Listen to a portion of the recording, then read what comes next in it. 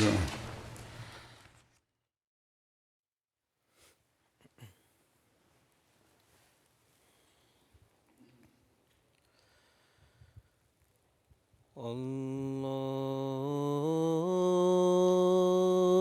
الله أكبر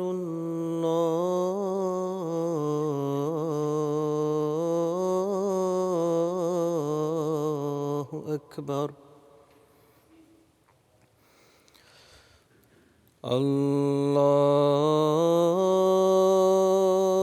الله أكبر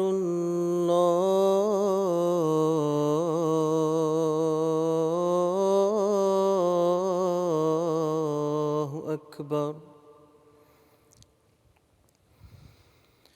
أشهد أن لا إله إلا الله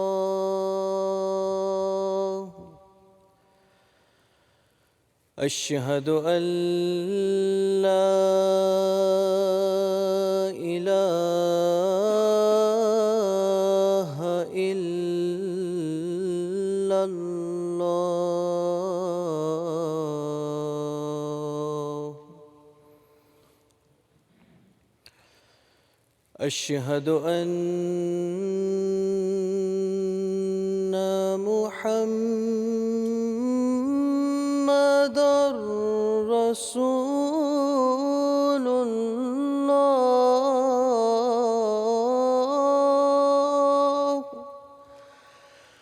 أشهد أن محمدًا رسول الله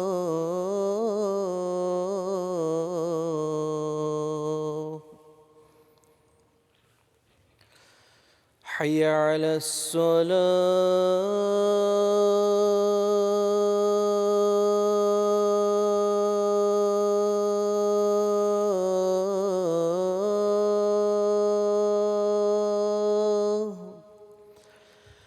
حي على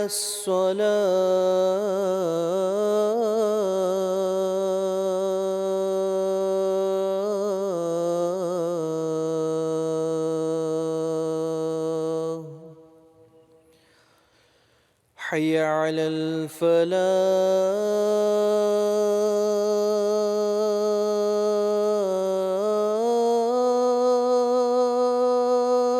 الفلاح حي على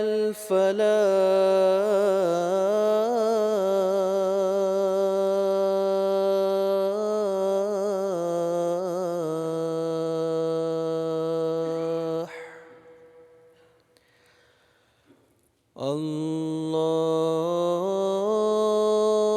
الله أكبر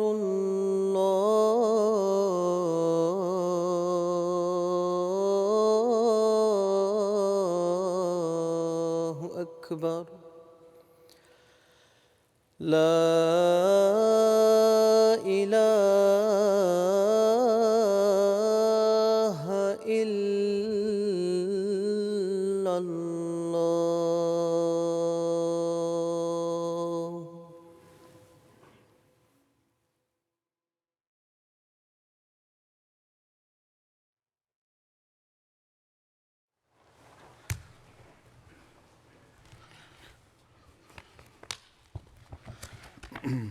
السلام علیکم ورحمۃ اللہ.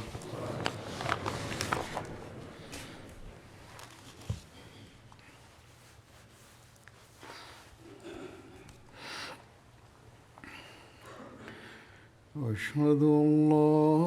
إله إلا الله وحده لا شريك له وأشهد أن محمدًا عبده ورسوله. أما بعد فأعوذ بالله من الشيطان الرجيم.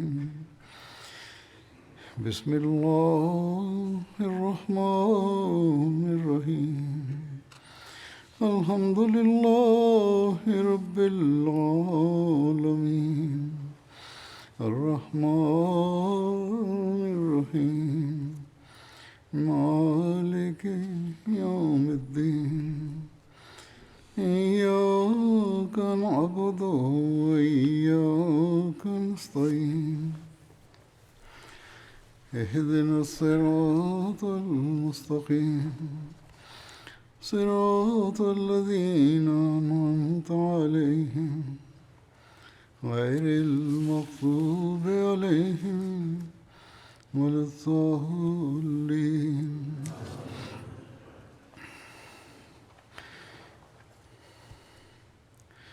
گزشتہ خطبے میں کفار مکہ پر مسلمانوں کے روب کو ذکر کرتے ہوئے ابو جہل اور عتبہ کے جنگ کرنے کے بارے میں اختلاف کا ذکر ہوا تھا، اور پھر ابو جہل کے طعنے کی وجہ سے عتبہ نے جنگ کا اعلان بھی کیا اور یوں باقاعدہ جنگ شروع ہوئی.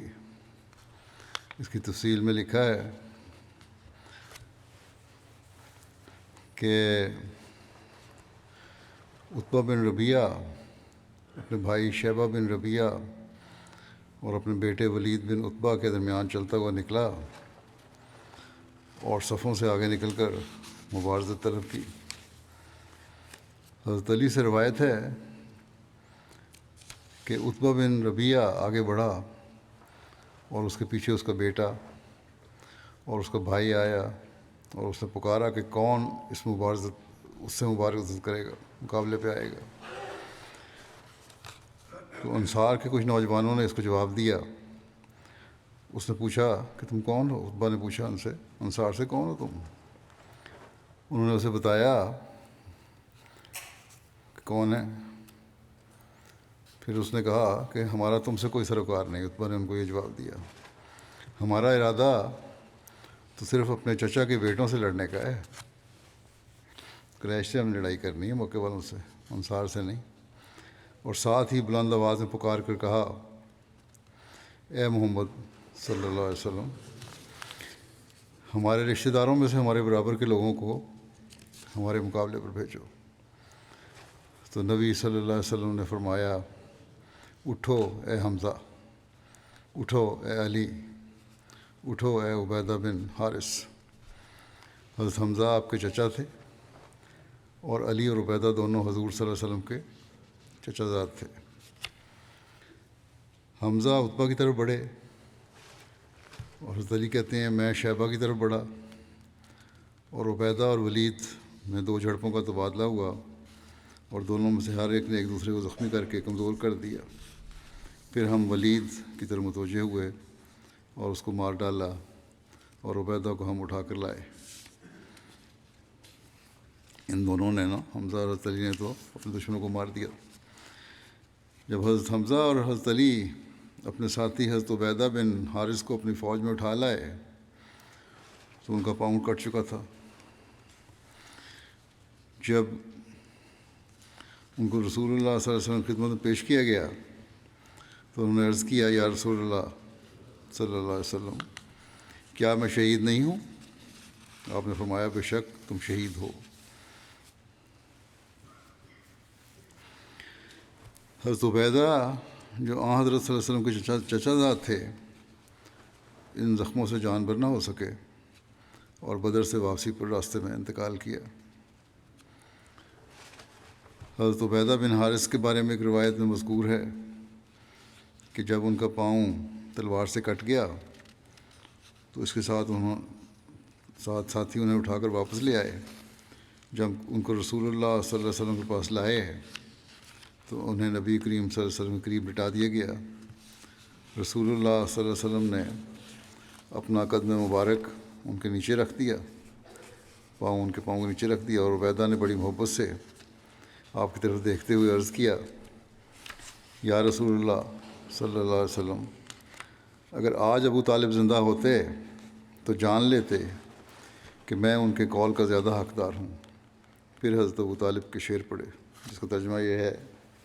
کہ بیت اللہ کی قسم، تم نے جھوٹ کہا کہ محمد صلی اللہ علیہ وسلم کو چھوڑ دیا جائے گا۔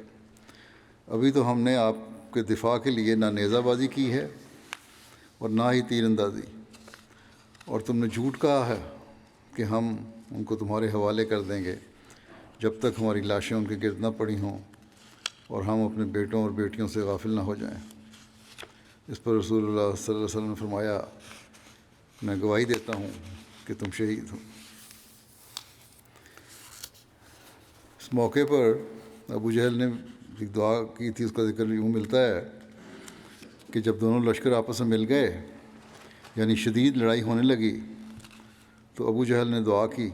کہ اے خدا، ہم میں سے جو شخص قریبی رشتہ داریوں کو توڑتا ہے اور ایسی باتیں بیان کرتا ہے جو ہم نے پہلے کبھی نہیں سنی، تو آج اسے ہلاک کر۔ حضرت مسیح علیہ والسلام اس بارے میں تعریف فرماتے ہیں کہ بدر کی لڑائی کے وقت میں ایک شخص مسمى عمر بن ہشام نے، جس کا نام پیچھے سے ابو جہل مشہور ہوا، جو کفار قریش کا سردار اور سرغنہ تھا، ان الفاظ سے دعا کی کہ اللہم من کان منا افسد فی القوم واقطع للرحم فآہنہ اليوم، یعنی اے خدا، جو شخص ہم دونوں میں سے، اس لفظ سے مراد اپنے نفس اور آن حضرت صلی اللہ علیہ وسلم کو لیا تھا، تیری نگاہ میں ایک مفسد آدمی ہے اور قوم میں پھوٹ ڈال رہا ہے اور باہمی تعلقات اور حقوق قومی کو کاٹ کر قطع رحمی کا موجب ہو رہا ہے، آج اس کو تو ہلاک کر دے۔ اور ان کلمات سے ابو جہل کا یہ منشا تھا کہ نعوذ باللہ، آن حضرت صلی اللہ علیہ وسلم ایک مفسد آدمی ہے اور قوم میں پھوٹ ڈال کر ناحق قریش کے مذہب میں ایک تفرقہ پیدا کر رہے ہیں، اور نیز انہوں نے تمام حقوق تلف کر دیے ہیں اور قطع رحم کا موجب ہو گئے ہیں۔ اور معلوم ہوتا ہے کہ ابو جہل کو یہی یقین تھا کہ گویا نعوذ باللہ آن حضرت صلی اللہ علیہ وسلم کی زندگی پوتر اور پاک نہیں، تبھی تو اس نے درد دل سے دعا کی، لیکن اس دعا کے بعد شاید 1 گھنٹہ بھی زندہ نہ رہ سکا، اور خدا کے قہر نے اسی مقام میں اس کا سر کاٹ کر پھینک دیا، اور جن کی پاک زندگی پر وہ داغ لگاتا تھا، وہ اس میدان سے فتح اور نصرت کے ساتھ واپس آئے۔ جنگ کی حالت کا نقشہ ایک جگہ اس طرح کھینچا گیا ہے کہ میدان کارزار میں کچھ تو خون کا میدان گرم تھا، مسلمانوں کے سامنے ان سے سہ چند جماعت، یعنی 3 گنا جماعت تھی، جو ہر قسم کے سامان حرب سے آراستہ ہو کر اس عزم کے ساتھ میدان میں نکلی تھی کہ اسلام کا نام و نشان مٹا دیا جاوے، اور مسلمان بیچارے تعداد میں تھوڑے، سامان میں تھوڑے، غربت اور بے وطنی کے صدمات کے مارے ہوئے، ظاہری اسباب کے لحاظ سے اہل مکہ کے سامنے چند منٹوں کا شکار تھے، مگر توحید اور رسالت کی محبت نے انہیں متوالا بنا رکھا تھا، اور اس چیز نے جس سے زیادہ طاقتور دنیا میں کوئی چیز نہیں، یعنی زندہ ایمان نے ان کے اندر ایک فوق العادہ طاقت بھر دی تھی۔ وہ اس وقت میدان جنگ میں خدمت دین کا وہ نمونہ دکھا رہے تھے جس کی نظیر نہیں ملتی۔ ہر ایک شخص دوسرے سے بڑھ کر قدم مارتا تھا اور خدا کی راہ میں جان دینے کے لیے بے قرار نظر آتا تھا۔ حمزہ اور علی اور زبیر نے دشمن کی صفوں کی صفیں کاٹ کر رکھ دیں۔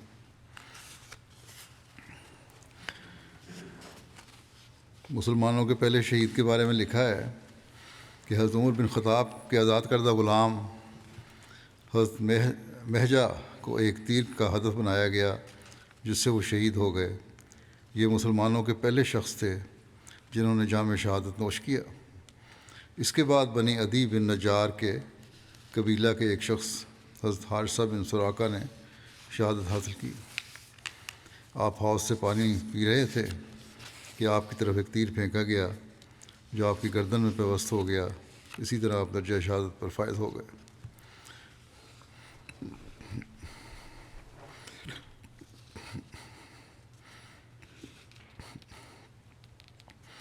حضرت انس رضی اللہ عنہ سے روایت ہے کہ حارثہ رضی اللہ عنہ بن سراقہ بن حارث جنگ بدر میں شہید ہوئے، اور وہ ابھی نوجوان لڑکے تھے۔ ان کی ماں ربیعہ بنت نضر حضرت انس کی پھوپھی نبی صلی اللہ علیہ وسلم کے پاس آئیں، کہنے لگیں یا رسول اللہ، آپ جانتے ہی ہیں جو مقام حارثہ رضی اللہ عنہ کا میرے نزدیک تھا، سو اگر وہ جنت میں ہے تو میں صبر کروں اور ثواب کی امید رکھوں، اور اگر کوئی اور بات ہے تو آپ دیکھیں گے کہ میں کیا کچھ کرتی ہوں۔ آپ صلی اللہ علیہ وسلم نے فرمایا افسوس ہے، کیا تو دیوانی ہے؟ کیا جنت ایک ہی ہے؟ آپ صلی اللہ علیہ وسلم نے فرمایا کہ جنتیں تو بہت سی ہیں، اور تمہارا بیٹا تو جنت الفردوس میں ہے۔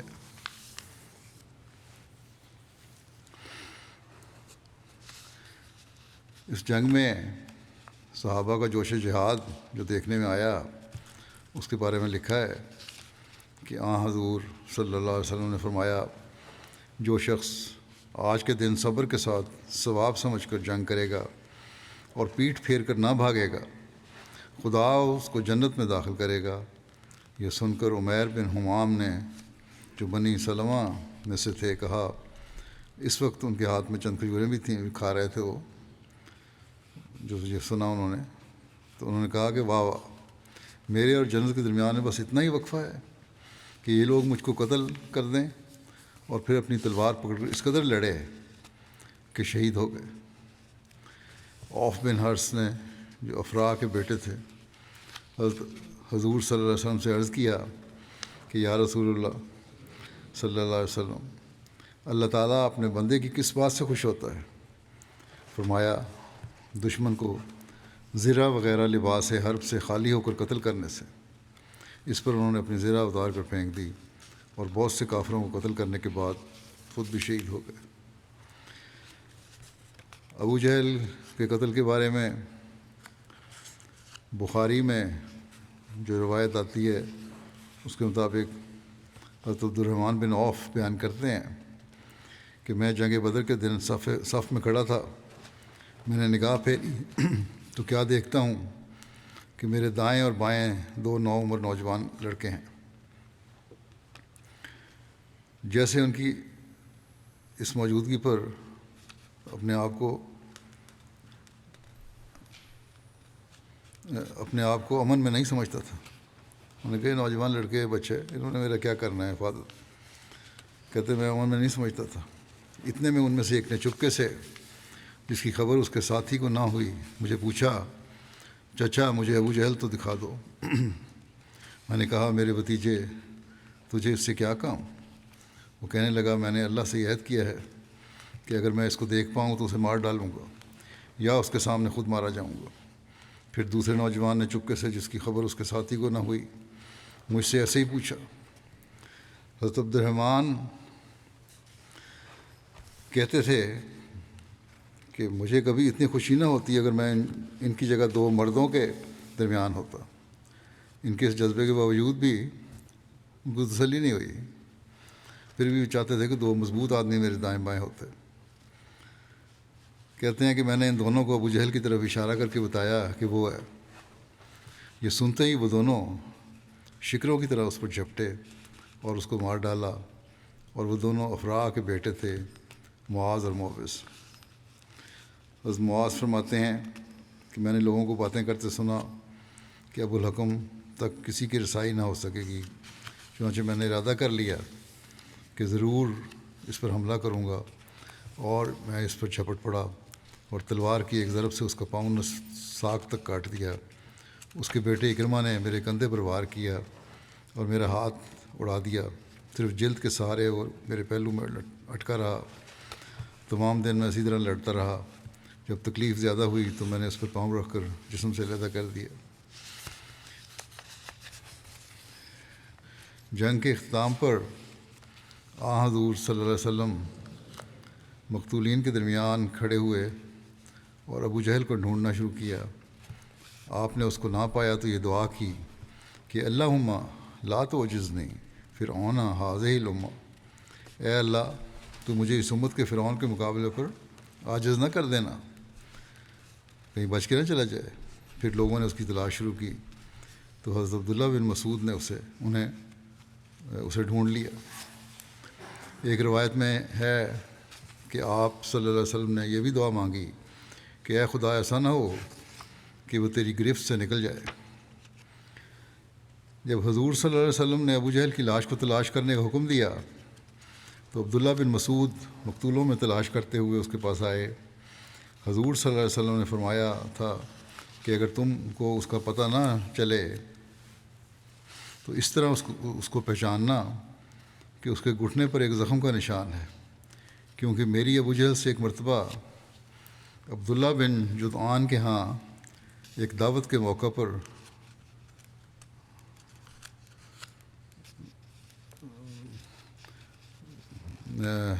کہتے ہیں کہ ابو جہل سے ایک مرتبہ عبداللہ بن جدعان کے ہاں ایک دعوت کے موقع پر میں نے اسے زور کا دھکا دیا کہ وہ گھٹنوں کے بل گرا اور اس کے گھٹنے میں زخم ہو گیا۔ اس کا نشان اب تک اس کے گھٹنے میں موجود ہے۔ ابن مسعود کہتے ہیں کہ اسی نشان کے ساتھ میں نے اس کو پہچانا اور کچھ رمق زندگی کی ابھی اس میں باقی تھی۔ میں نے اس کی گردن پر پاؤں رکھ دیا کیونکہ مکہ میں اس نے مجھ کو بہت تکلیف پہنچائی تھی۔ میں نے کہا اے دشمن خدا، تو نے دیکھا ہے خدا نے تجھ کو کیسا ذلیل کیا؟ کہنے لگا مجھ کو کس بات نے ذلیل کیا ہے؟ ایک شخص کو تم نے مار ڈالا، کیا ہوا؟ کیا تم نے آج تک کسی ایسے آدمی کو قتل کیا ہے جو مجھ سے زیادہ معزز اور صاحب رتبہ ہو؟ اچھا یہ بتاؤ کہ فتح کس کی ہوئی؟ عبداللہ بن مسعود کہتے تھے کہ ابو جہل نے مجھ سے اپنے آخری وقت میں جب کہ میں نے اس کی گردن پر قدم رکھا کہا تھا کہ اے بکریوں کو چرانے والے ذلیل چرواہے، تو ایسی جگہ پر چڑھ گیا ہے جہاں تجھے نہیں چڑھنا چاہیے تھا۔ عبداللہ بن مسعود کہتے ہیں کہ پھر میں نے اس کا سر کاٹ لیا اور حضور صلی اللہ علیہ وسلم کی خدمت میں لا کر آپ کے پاؤں میں ڈال دیا اور عرض کیا یا رسول اللہ، یہ دشمن خدا ابو جہل کا سر ہے۔ حضور نے اس خدا کا شکر ادا کیا اور فرمایا اللہ الذی لا الہ غیرہ، اللہ ہی وہ ذات پاک ہے، اس کے سوا کوئی معبود نہیں۔ یہ ابن شام کی روایت ہے، اور ایک روایت سے معلوم ہوتا ہے کہ حضرت عبداللہ بن مسعود نے جب ابو جہل کو قتل کر دیا تو وہ نبی کریم صلی اللہ علیہ وسلم کی خدمت میں حاضر ہوئے اور حضرت صلی اللہ علیہ وسلم کو ابو جہل کے قتل کے بارے میں بتایا تو حضرت صلی اللہ علیہ وسلم نے ان کے ساتھ پیدل تشریف لے گئے اور فرمایا اللہ کی قسم جس کے ساتھ کوئی عبادت کے لائق نہیں، میں نے بھی عرض کیا اللہ کی قسم جس کے ساتھ کوئی عبادت کے لائق نہیں۔ پھر حضرت صلی اللہ علیہ وسلم ابو جہل کی لاش کے پاس کھڑے ہوئے اور فرمایا اے اللہ کے دشمن، ہر قسم کی تعریف اللہ کے لیے ہے جس نے تجھے رسوا کیا۔ حضرت قتادہ سے روایت ہے کہ رسول کریم صلی اللہ علیہ وسلم نے فرمایا ہر امت کا فرعون ہوتا ہے، اس امت کا فرعون ابو جہل ہے۔ اللہ تعالیٰ نے اسے بری طرح قتل کیا، افراء کے دونوں بیٹوں اور ملائکہ نے اسے قتل کیا اور عبداللہ بن مسعود نے اس کا کام تمام کیا۔ حضرت اقدس مسیح علیہ السلام فرماتے ہیں کہ ابو جہل کو فرعون کہا گیا ہے، مگر میرے نزدیک وہ تو فرعون سے بڑھ کر ہے۔ فرعون نے تو آخر کہا کہ آمنت انہ لا الہ الا الذی آمنت بہی بنو اسرائیل، کہ میں ایمان لاتا ہوں کہ کوئی معبود نہیں مگر وہ جس پر بنی اسرائیل ایمان لائیں، مگر یہ آخر تک ایمان نہ لایا۔ مکے میں سارا فساد اسی کا تھا اور بڑا متکبر اور خود پسند، عظمت اور شرف کا چاہنے والا تھا۔ حضرت مسیح علیہ السلام فرماتے ہیں کہ غرض حضرت صلی اللہ علیہ وسلم نے حضرت موسیٰ کی طرح اپنی قوم کے راست بازوں کو درندوں اور خونیوں سے نجات دی اور موسیٰ کی طرح ان کو مکے سے مدینے کی طرف کھینچ لایا، اور ابو جہل کو جو اس امت کا فرعون تھا بدر کے میدان جنگ میں ہلاک کیا۔ حضرت مسلمہ رضی اللہ عنہ فرماتے ہیں کہ بدر کے موقع پر کفار مکہ جب آئے، انہوں نے سمجھا کہ بس اب ہم نے مسلمانوں کو مار لیا، اور ابو جہل نے کہا ہم عید منائیں گے اور خوب شرابیں اڑائیں گے، اور سمجھا کہ بس اب مسلمانوں کو مار کے ہی پیچھے ہٹیں گے۔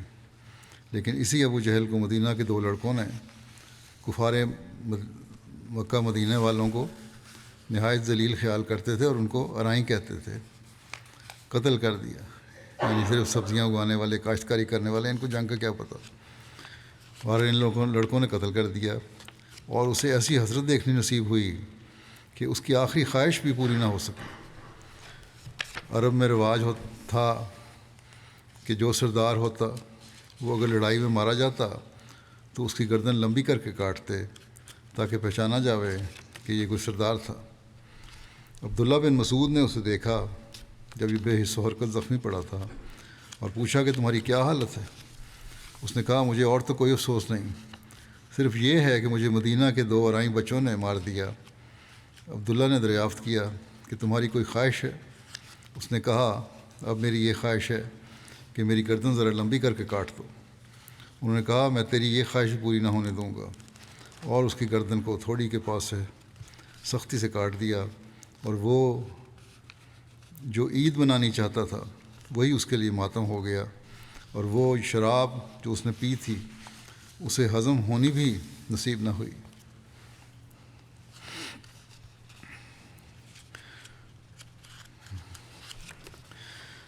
مشرکین پر حضرت صلی اللہ علیہ وسلم کی طرف سے کنکریاں پھینکے جانے کے واقعے بارے میں اس نے لکھا ہے، صحیح بخاری میں ہے کہ جب حضور صلی اللہ علیہ وسلم خیمے میں دعا کر رہے تھے تو حضرت ابوبکر نے آپ کا ہاتھ پکڑ لیا۔ انہوں نے کہا یا رسول اللہ بس کیجیے، آپ نے اپنے رب سے دعا مانگنے میں بہت اصرار کر لیے، اور آپ زرہ پہنے ہوئے تھے، آپ خیمے سے نکلے اور آپ یہ پڑھ رہے تھے کہ سیہزم الجمع ویولون الدبر بل الساعۃ موعدہم والساعۃ ادھیٰ وامر۔ عنقریب یہ سب کے سب شکست کھا جائیں گے اور پیٹھ پھیر دیں گے، اور یہی وہ گھڑی ہے جس سے ڈرائے گئے تھے، اور یہ گھڑی نہایت سخت اور نہایت تلخ ہے۔ اس کی تفصیل میں حضرت مرزا بشیر احمد صاحب نے لکھا ہے سیرت خاتم النبیین میں کہ غرض کیا مہاجر اور کیا انصار، سب مسلمان پورے زور و شور اور اخلاص کے ساتھ لڑے، مگر دشمن کی کثرت اور اس کے سامان کی زیادتی کچھ پیش نہ جانے دیتی تھی، اور نتیجہ ایک عرصے تک مشتبہ رہا۔ حضرت صلی اللہ علیہ وسلم برابر دعا اور ابتحال میں مصروف تھے، اور آپ کا اضطراب لہجہ بلہجہ بڑھتا جاتا تھا، مگر آخر ایک کافی لمبے عرصے کے بعد آپ سجدہ سے اٹھے اور خدائی بشارت سیہزم الجمع ویولون الدبر کہتے ہوئے صاحبان سے باہر نکل آئے۔ امام راضی سورہ انفال کی آیت وما رمیت اذ رمیت ولکن اللہ رمی کی تفسیر بیان کرتے ہوئے لکھتے ہیں کہ جب قریش نے چڑھائی کی تو رسول اللہ صلی اللہ علیہ وسلم نے دعا کی کہ اے اللہ، یہ قریش قبیلہ اپنے گھوڑوں اور سامان فخر کے ساتھ اس حالت میں آیا کہ وہ تیرے رسول کو جھٹلا رہے ہیں اور تکذیب کر رہے ہیں۔ اے اللہ، میں تجھ سے وہ چیز طلب کرتا ہوں جس کا تو نے مجھ سے وعدہ کیا ہے۔ تو جبرائیل نازل ہوئے اور کہا یا رسول اللہ، مٹھی بھر مٹی لیں اور ان کفار کی طرف پھینک دیں۔ پھر جب دونوں لشکروں کی آپس میں مٹ بھیڑ ہوئی تو آپ صلی اللہ علیہ وسلم نے حضرت علی سے فرمایا کہ وادی کے کنکروں سے بھری ہوئی مٹھی بھر مٹی پکڑاؤ، جسے آپ نے ان کفار کے چہروں کی طرف پھینک دیا، اور فرمایا شاہت الوجوہ، یعنی چہرے مسخ ہو جائیں۔ تو مشرکین اپنی آنکھیں مسلنے لگے، جس کے نتیجے میں وہ شکست خوردہ ہو گئے۔ پھر اللہ تعالیٰ فرماتا ہے وما رمیت اذ رمیت ولکن اللہ رمی، یعنی کنکروں سے بھری ہوئی مٹھی جسے آپ نے پھینکا، فی الحقیقت آپ نے اسے نہیں پھینکا تھا، کیونکہ آپ کا پھینکنا اتنا ہی اثر انداز ہو سکتا ہے جتنا کہ ایک انسان کا پھینکنا اثر انداز ہوتا ہے۔ بلکہ اللہ نے اسے پھینکا ہے، جس کے نتیجے میں اس مٹی کے ذرات ان کی آنکھوں تک پہنچ گئے۔ تو یہ پھینکنے کی صورت تو نبی کریم صلی اللہ علیہ وسلم صادر ہوئی، لیکن اس کا اثر اللہ تعالیٰ کی طرف سے صادر ہوا۔ حضرت نظام شیر احمد صاحب اس میدان جنگ کا ذکر کرتے ہوئے لکھتے ہیں کہ صاحبان سے باہر آ کر آپ صلی اللہ علیہ وسلم نے چاروں طرف نظر دوڑائی تو کچھ تو خون کا میدان گرم پایا۔ اس وقت آپ نے ریت اور کنکر کی ایک مٹھی اٹھائی اور اسے کفار کی طرف پھینکا اور جوش کے ساتھ فرمایا، شہادت الوجوہ، دشمن کے منہ بگڑ گئے۔ اور ساتھ ہی آپ نے مسلمانوں سے پکار کر فرمایا، یکدم حملہ کرو۔ مسلمانوں کے کانوں میں اپنے محبوب آقا کی آواز پہنچی اور انہوں نے تکبیر کا نعرہ لگا کر یکدم حملہ کر دیا۔ دوسری طرف آپ کا مٹھی بھر کر ریت پھینکنا تھا کہ ایسی آندھی کا جھونکا آیا کہ کفار کی آنکھیں اور منہ اور ناک ریت اور کنکر سے بھرنے شروع ہو گئے۔ آپ نے فرمایا، یہ خدائی فرشتوں کی فوج ہے جو ہماری نصرت کو آئی ہے۔ اور روایت میں مذکور ہے کہ اس وقت بعض لوگوں کو یہ فرشتے نظر بھی آئے۔ بہرحال عتبہ، شیبہ اور ابو جہل جیسے رؤسائے قریش تو خاک میں مل ہی چکے تھے۔ مسلمانوں کے اس فوری دھاوے اور آندھی کے اچانک جھونکے کے نتیجے میں قریش کے پاؤں اکھڑنے شروع ہو گئے اور جلد ہی کفار کے لشکر میں بھاگڑ پڑ گئی اور تھوڑی دیر میں میدان صاف تھا۔ حضرت مسیح علیہ السلام فرماتے ہیں، اس درجہ لقاء میں بعض اوقات انسان سے ایسے امور صادر ہوتے ہیں کہ جو بشریت کی طاقت سے بڑے ہوئے معلوم ہوتے ہیں اور الہی طاقت کا رنگ اپنے اندر رکھتے ہیں، جیسے ہمارے سید و مولا سید الرسل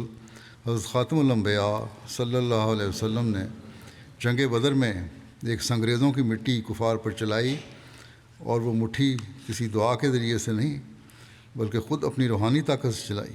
مگر اس مٹھی نے خدائی طاقت دکھلائی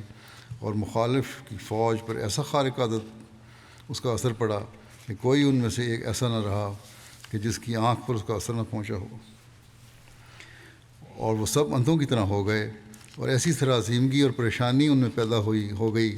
کہ مدہوشوں کی طرح بھاگنا شروع کیا۔ اسی معجزے کی طرف اللہ جل شانہ اس آیت میں اشارہ فرماتا ہے، یعنی جب تو نے اس مٹھی کو پھینکا تو وہ تو نے نہیں پھینکا بلکہ خدا تعالیٰ نے پھینکا تھا، یعنی در پردہ الہی طاقت کام کر گئی، انسانی طاقت کا یہ کام نہ تھا۔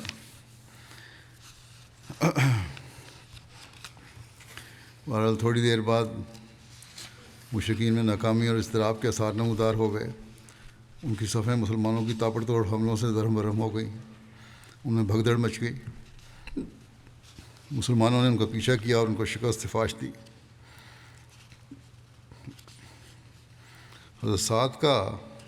کفار کے خلاف شدید جذبہ کے بارے میں ذکر آتا ہے کہ آخرکار جب دشمن نے شکست کھا کر ہتھیار پھینک دیے اور صحابہ ان کو گرفتار کرنے لگے تو حضرت صلی اللہ علیہ وسلم نے دیکھا کہ حضرت سعد کے چہرے پر اس منظر سے ناگواری کے آثار ہیں، یعنی مسلمانوں کے اس عمل کو وہ ناپسندگی کی نظر سے دیکھ رہے تھے۔ آپ صلی اللہ علیہ وسلم نے حضرت سعد سے فرمایا، اے سعد، ایسا لگتا ہے کہ تم قوم کی اس حرکت کو یعنی مشرکوں کو گرفتار کرنے کو ناپسند کر رہے ہو۔ انہوں نے عرض کیا، بے شک یا رسول اللہ صلی اللہ علیہ وسلم، مشرکوں کے ساتھ ہماری یہ پہلی اور کامیاب جنگ ہے، لہٰذا اس میں میرے نزدیک مشرکوں کو زندہ رکھنے کے مقابلے میں زیادہ سے زیادہ قتل کر دینا بہتر ہے۔ کہتے ہیں میں قید کرنے کو ناپسند کر رہا ہوں، میں تو یہ چاہتا ہوں کہ ان سب کو قتل کر دیا جائے۔ جنگ بدر میں فرشتوں کا نزول، اس کے بارے میں لکھا ہے، اللہ تعالیٰ قرآن کریم میں فرماتا ہے، اِذ تستغیثون ربکم فاستجاب لکم انی ممدکم بألف من الملائکۃ مردفین۔ جب تم اپنے رب سے فریاد کر رہے تھے، اس نے تمہاری التجا کو قبول کر لیا، اس وعدے کے ساتھ کہ میں ضرور 1000 قطار در قطار فرشتوں سے تمہاری مدد کروں گا۔ غزوہ بدر میں نزول ملائکہ کی تصدیق حضرت صلی اللہ علیہ وسلم نے بھی فرمائی۔ نبی کریم صلی اللہ علیہ وسلم نے بدر کے روز فرمایا، یہ جبریل ہیں، انہوں نے اپنے گھوڑے کی لگام کو پکڑا ہوا ہے اور جنگی آلات سے آراستہ ہیں۔ سیرت ابن ہشام میں متعدد صحابہ کی روایت بدر کے دن فرشتوں کے نزول پر دلالت کرتی تھیں۔ روایات میں بہت ساری ان کی صحابہ کے بارے میں۔ حضرت جبرائیل نبی کریم صلی اللہ علیہ وسلم کے پاس آئے اور کہا آپ صلی اللہ علیہ وسلم مسلمانوں میں اہل بدر کو کیا مقام دیتے ہیں؟ آپ نے فرمایا بہترین مسلمان یا ایسا ہی کوئی کلمہ فرمایا۔ جبرائیل نے کہا اور اسی طرح وہ ملائکہ بھی افضل ہیں جو جنگ بدر میں شریک ہوئے۔ ایک سیرت نگار یہ بھی روایت لکھی ہے کہ حضرت ابن عباس سے روایت ہے کہ مجھ سے بنی غفار کے ایک آدمی نے بیان کیا کہ میں اور میرا ایک چچا داد بھائی ہم دونوں آئے اور ایک ایسے پہاڑ پر چڑھ گئے جہاں سے بدر کا منظر دکھائی دے رہا تھا۔ ہم مشرک تھے اور انتظار کر رہے تھے کہ جنگ میں آفت کس پر پڑتی ہے تاکہ ہم بھی لوٹنے والوں کے ساتھ لوٹ میں شریک ہو جائیں۔ چنانچہ اسی اثناء میں کہ ہم پہاڑ پر تھے ایک بادل کا ٹکڑا ہمارے قریب ہوا، ہم نے اس میں گھوڑوں کے ہنہنانے کی آواز سنی۔ میں نے ایک کہنے والے کو یہ کہتے ہوئے سنا ہیزوم آگے بڑھو۔ میرے چچا داد بھائی کے تو دل کا پردہ پھٹ گیا اور وہ اسی جگہ مر گیا یہ آواز سن کے، اور رہا میں بھی ہلاکت کے قریب ہو گیا تھا۔ پھر میں نے اپنے آپ پر قابو پا لیا۔ سہیل بن عمر جو اس وقت کافر تھے وہ کہتے ہیں کہ میں نے بدر کے دن چتکبرے گھوڑوں پر سفید لوگوں کو دیکھا، وہ آسمان اور زمین کے درمیان تھے اور قریشی افراد کو قتل کر رہے تھے اور قیدی بنا رہے تھے۔ غرض بدر میں فرشتوں کو صرف مسلمانوں نے ہی نہیں دیکھا بلکہ کفار نے بھی دیکھا ہے۔ ابو اسید مالک بن ربیعہ جو غزوہ بدر میں حاضر تھے، ان کی روایت ہے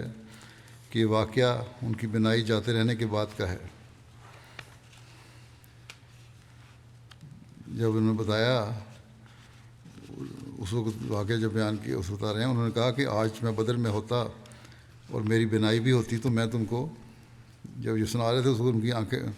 بینائی چلی گئی تھی، لیکن بدر کا واقعہ ان کو کے بارے میں بتا رہے ہیں کہ جب میری بینائی تھی اور بدر میں نے خود دیکھا یہ، اگر میں بینائی بھی ہوتی تو میں تمہیں وہ گھاٹی بھی دکھاتا جس سے فرشتے نکلے، مجھے اس میں نہ کوئی شک ہے اور نہ شبہ۔ ابو داؤد مازنی سے روایت ہے جو غزوہ بدر میں حاضر تھے، انہوں نے کہا بے شک میں نے بدر کے روز ایک مشرک کا تعاقب کیا تاکہ اس پر وار کروں، تو اچانک میں نے دیکھا کہ میری تلوار اس تک پہنچنے سے پہلے اس کا سر کٹ کر گر پڑا۔ میں نے جان لیا کہ اسے میرے سوا کسی اور نے قتل کیا ہے۔ حضرت عبداللہ بن عباس سے روایت ہے کہ بدر کے دن فرشتوں کی علامت سفید امامے تھے جن کے شملے انہوں نے اپنی پیٹھوں پر لٹکائے ہوئے تھے، اور حنین کے روز سرخ امامے ان کی علامت تھے۔ حضرت علی سے روایت ہے کہ امامے عربوں کے تاج ہیں، اور بدر کے روز فرشتوں کی علامت سفید امامے تھے جو انہوں نے اپنی پیٹھوں پر لٹکائے ہوئے تھے، مگر حضرت جبرائیل کے سر پر زرد امامہ تھا۔ حضرت ابن عباس سے روایت ہے کہ فرشتوں نے بدر کے سوا کسی اور جنگ میں قتال نہیں کیا، وہ دوسری جنگوں میں تعداد اور مدد کو بڑھانے کے لیے شریک ہوتے تھے، کسی کو مارتے نہیں تھے۔ سیرت ابن ہشام کی یہ روایت ہے۔ بعض لوگوں کا خیال ہے کہ فرشتوں کا نزول محض مومنوں کے لیے بطور بشارت اور ان کے دلی اطمینان کے لیے تھا، مگر نہ فرشتے جنگ میں عملاً شریک نہیں ہوئے۔ یہ تصور بھی بعض حدیث جو ہیں صحیح ہے کہ اس کے منافی ہے۔ صحیح روایت سے ثابت ہے کہ فرشتے جنگ میں عملاً شریک ہوئے، البتہ یہاں یہ اشکال پیدا ہوتا ہے کہ نصرت کے لیے تو ایک ہی فرشتہ کافی تھا، تو ہزاروں فرشتے کیوں نازل ہوئے؟ امام ابن کثیر صحیحین میں موجود عرصہ جنگ میں فرشتوں کے نزول کی احادیث نقل کرنے کے بعد لکھتے ہیں کہ اللہ کی طرف سے فرشتوں کا نزول اور مسلمانوں کو اس کی اطلاع بطور خوشخبری تھی، ورنہ اللہ اس کے بغیر بھی اپنے دشمنوں کے خلاف مسلمانوں کی مدد کر سکتا ہے۔ اس لیے اس نے فرمایا مدد صرف اللہ کی طرف سے ہے، اور سورہ محمد نے فرمایا اللہ چاہے تو خود ہی ان کافروں سے بدلہ لے لے، لیکن وہ آزماتا ہے۔ حضرت مسلم رضی اللہ عنہ فرماتے ہیں کہ جنگ بدر میں خدا تعالیٰ نے بادلوں میں سے ہی اپنا چہرہ ظاہر کیا، یعنی ابھی جنگ شروع بھی نہیں ہوئی تھی کہ بارش ہوئی جس سے کفار کو شدید نقصان اور مومنوں کو جنگی لحاظ سے عظیم الشان فائدہ پہنچا، اور پھر مومنوں کی مدد اور کفار پر رعب طاری کرنے کے لیے ملائکہ بھی دلوں پر نازل ہوئے، بلکہ جنگ بدر میں کئی کفار نے ملائکہ کو اپنی آنکھوں سے بھی دیکھا، اور قضی الامر کے ماتحت عرب کے سردار چن چن کر مارے گئے۔ اسی طرح تفسیر صغیر میں سورہ آل عمران کی آیت 127 کے تحت تفسیری نوٹ میں لکھا ہے، اس میں بتایا ہے کہ فرشتوں کا ذکر صرف اس لیے ہے کہ خواب یا کش میں خوشخبری ملنے سے انسان کی ہمت بڑھتی ہے، ورنہ اصل مراد یہی تھی خدا تعالیٰ مدد کرے گا۔ بہرحال ایک یہ کشفی رنگتا ہے جو حقیقی حالت تھی، ایک دیکھا لوگوں نے بھی، غیروں نے بھی۔ حضرت مسیح علیہ الصلوۃ والسلام اس بارے میں فرماتے ہیں کہ آپ کا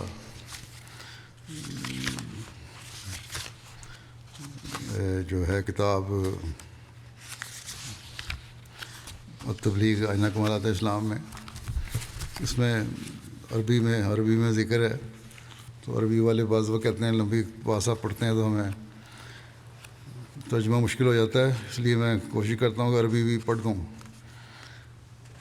حضرت مسیح علیہ السلام فرماتے ہیں وقت جرت عادتہ و سنتہ انہ یختار الاخفاء والکتم فی واقعات قضت حکمتہ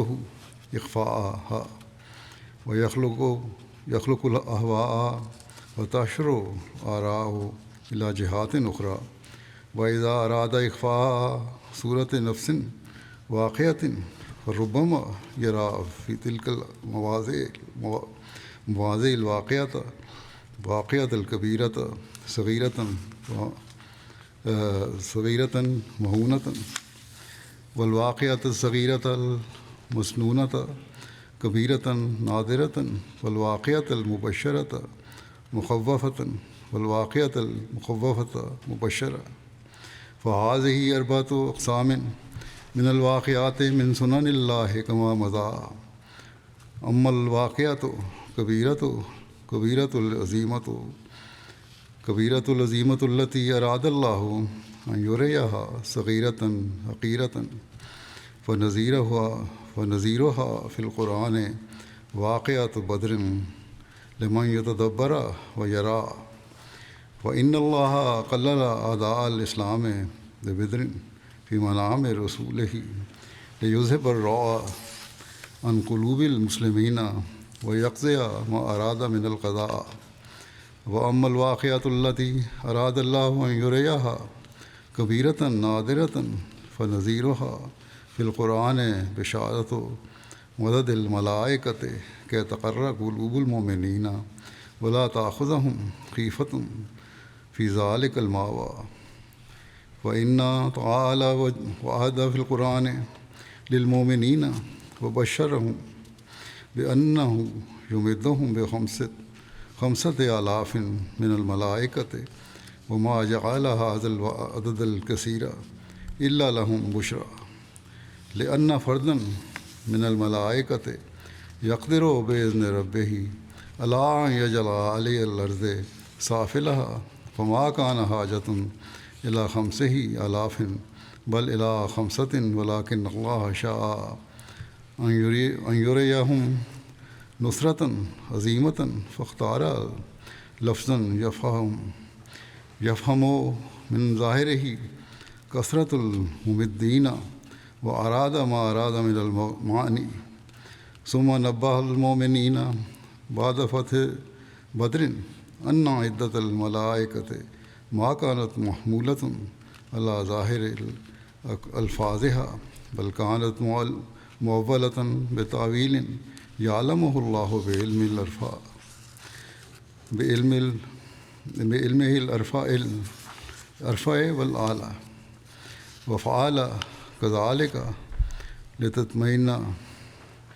لتطمئن قلوبہم بہذہ البشریٰ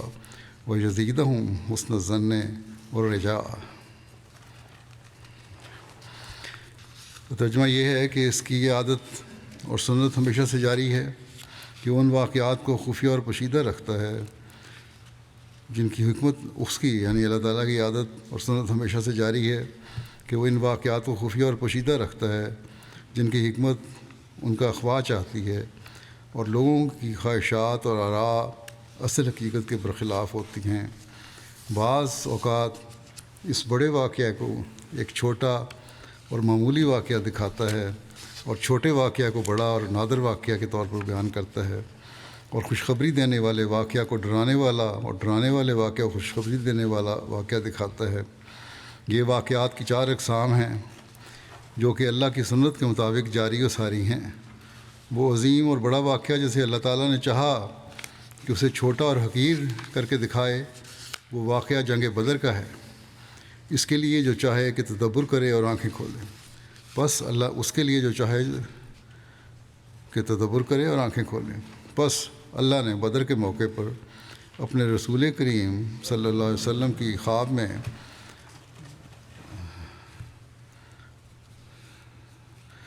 میں دشمنان اسلام کو کم کر کے دکھایا، موقع اور اپنے رسول کریم کو خواب میں دشمنان اسلام کو کم کر کے دکھلایا تاکہ مسلمانوں کے دلوں سے ان کا ڈر دور ہو جائے اور تاکہ اللہ جو ارادہ کرتا ہے وہ پورا ہو کر رہے۔ اور وہ واقعہ جسے اللہ نے چاہا کہ بڑا اور نادر کر کے دکھائے، تو اس کی نظیر قرآن میں فرشتوں کی مدد کی خوشخبری کا واقعہ ہے تاکہ مومنوں کے دلوں کو ٹھنڈک پہنچے اور مارکے میں انہیں کوئی ڈر نہ ہو۔ بس اللہ تعالیٰ نے قرآن میں مومنوں سے وعدہ کیا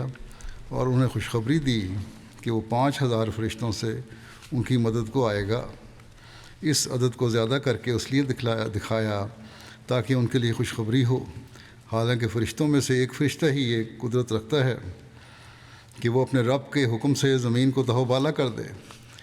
اس کے لیے 5000 کی نہیں بلکہ 5 کی بھی ضرورت نہیں ہے، لیکن اللہ تعالیٰ نے چاہا کہ ان کو عظیم نصرت دکھائے تو اس نے وہ لفظ اختیار کیا جس سے امداد کرنے والے کی کثرت ظاہر ہوتی ہے، اور یہی مراد لیا تھا۔ پھر اس نے فتح بدر کے بعد مومنوں کو خبر دی کہ فرشتوں کی تعداد ظاہری الفاظ پر محمول نہیں تھی، بلکہ اس کی وہ تعویل تھی جو کہ اللہ بلند و برتر جانتا ہے، اور اللہ نے ایسا اس لیے کیا تاکہ اس خوشخبری کے ذریعے ان کے دلوں کو اطمینان ہو اور انہیں حسن ظن اور امید میں بڑھائے۔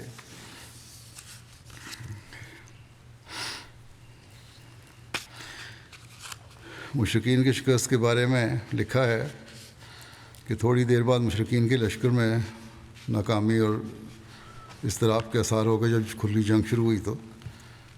آثار نمودار ہو گئے، ان کی صفیں مسلمانوں کے تابڑ توڑ حملوں سے درہم برہم ہونے لگیں۔ مارکا اپنے انجام کے قریب جا پہنچا، جیسا کہ پہلے بھی ذکر ہوا۔ پھر مشرکین کے جتھے بے ترتیبی کے ساتھ پیچھے ہٹے اور انہوں نے بھگدڑ مچ گئی۔ مسلمانوں نے مارتے کاٹتے اور پکڑتے باندھتے ان کا پیچھا کیا،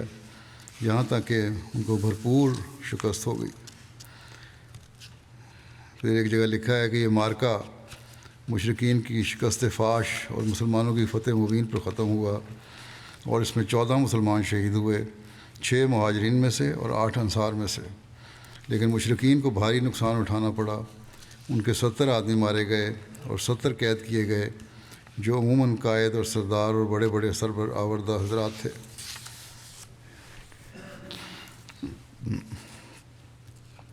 غزوہ بدر میں شہید ہونے والے جو صحابہ تھے وہ یہ تھے، کل 14 مسلمانوں نے جامع شہادت نوش فرمایا جیسا کہ ذکر ہوا ہے۔ ان میں سے 6 مہاجرین میں سے اور 8 انصار میں سے تھے۔ مہاجر جو تھے ان میں عبیدہ بن حارث بن مطلب، عمیر بن ابی وقاص، ذو الشمالین یعنی عمیر بن عمر، عاقل بن بکیر، مہجہ مولا عمر بن خطاب، صفوان بن بیضاء۔ اور انصار میں سے سعد بن خیثمہ، مبشر بن عبد المنذر، یزید بن حارث، عمیر بن حمام، رافع بن مولا، حارثہ بن سراقہ۔ مشرکین کے مقتولین جو تھے اس میں 70 مشرکین ہلاک ہوئے، زیادہ تر قریش کے سردار تھے۔ چند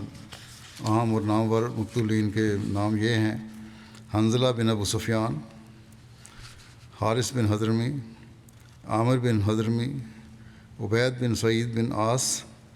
عاص بن سعید بن عاص عقبہ بن ابی معیط، عتبہ بن ربیعہ، شیبہ بن ربیعہ، ولید بن عتبہ بن ربیعہ، حارث بن عامر ابو البختری، عاص بن ہشام، نضر بن حارث، عاص بن ہشام، ابو العاص بن قیس، امیہ بن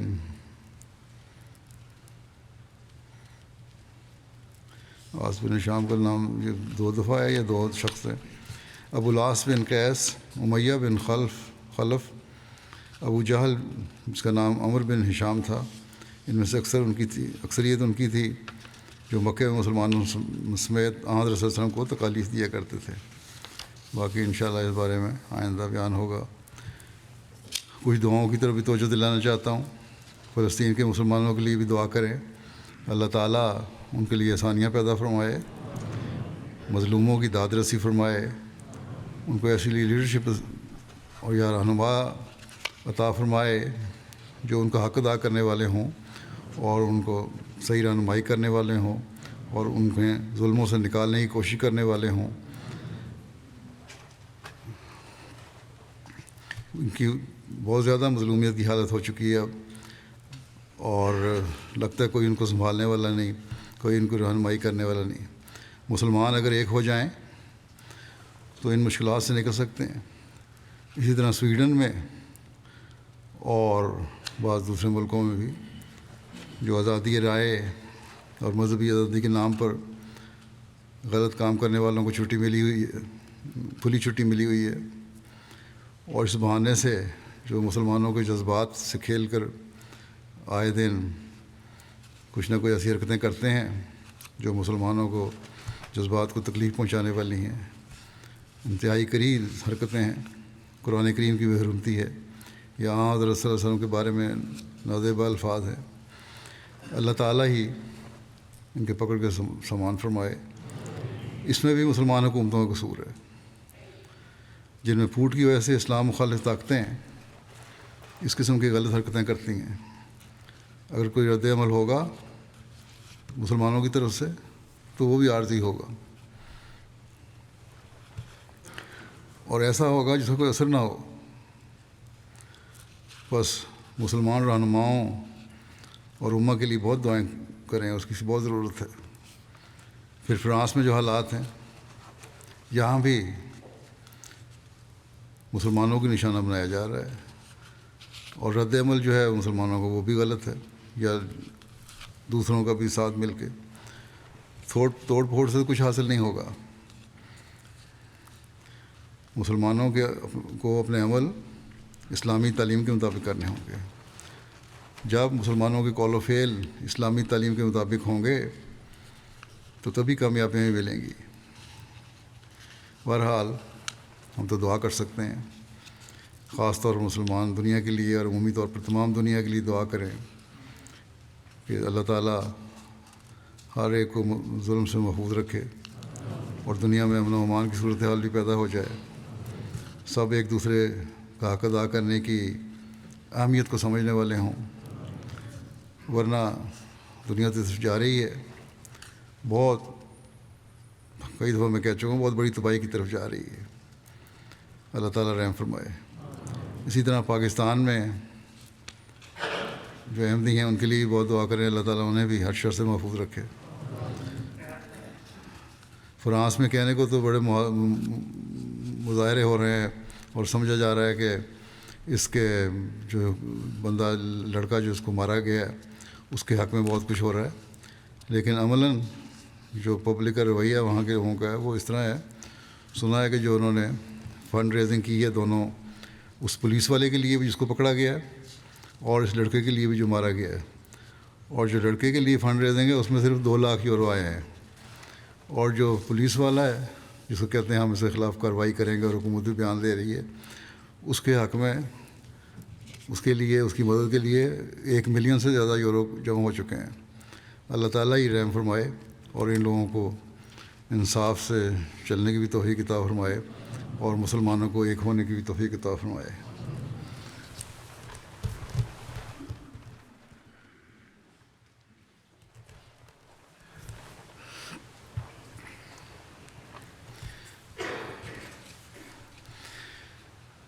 الحمد لله نحمده ونستعينه ونستغفره ونؤمن به ونتوكل عليه ونعوذ بالله من شرور أنفسنا ومن سيئات أعمالنا من يهده الله فلا مضل له ومن يضلل فلا هادي له ونشهد أن لا إله إلا الله ونشهد أن محمدا عبده ورسوله عباد الله رحمكم الله إن الله يأمر بالعدل والإحسان وإيتاء ذي القربى وينهى عن الفحشاء والمنكر والبغي يعظكم لعلكم تذكرون اذكروا الله يذكركم وادعوه يستجب لكم ولذكر الله أكبر